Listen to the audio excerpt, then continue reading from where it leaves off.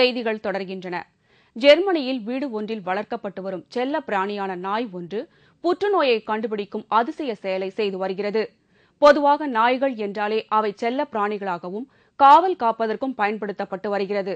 ஆனால் ஐரோப்பிய நாடான ஜெர்மனியில் ஜெர்மன் ஷெப்பர்ட் வகை நாய் ஒன்று தனது மோப்ப சக்தி மூலம் புற்றுநோய் இருப்பதை கண்டுபிடிக்கிறது. போனி என பெயரிடப்பட்டுள்ள இந்த நாய் சிறு வயது முதலேயே மனிதர்களின் மூச்சை சுவாசித்து அவர்களுக்கு நுரையீரலில் புற்றுநோய் உள்ளதா என்பதை கண்டுபிடித்து வருகிறது. இதன் மூலம் பலர் தங்களுக்கு புற்றுநோய் உள்ளதா என்பதை அறிவதற்காக போனியை நோக்கி படையெடுத்து வருகின்றனர்.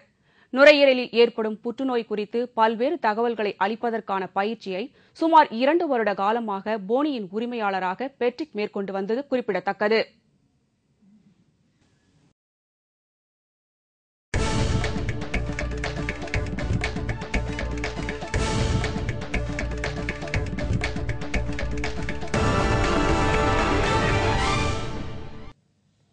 மாவட்ட அளவிலான விளையாட்டுப் போட்டிகள் திருவண்ணாமலையில் மாவட்ட விளையாட்டு அரங்கில் நடைபெற்றது. இதில் ஏராளமான பள்ளி கல்லூரி மாணவ மாணவிகள் கலந்து கொண்டு பரிசுகளை பெற்றனர். திருவண்ணாமலையில் மாவட்ட அளவில் பள்ளி கல்லூரி மாணவர்களுக்கு இடையேயான மாதாந்திர விளையாட்டுப் போட்டிகள் நடைபெற்றது. இந்த விளையாட்டுப் போட்டிகளை மாவட்ட தடகள சங்கம் மற்றும் நீச்சல் சங்கம் இணைந்து நடத்தியது. இங்கு நடைபெற்ற நீச்சல் மற்றும் தடகள போட்டிகளில் சுமார் 300க்கும் மேற்பட்ட மாணவர்கள் கலந்து கொண்டனர்.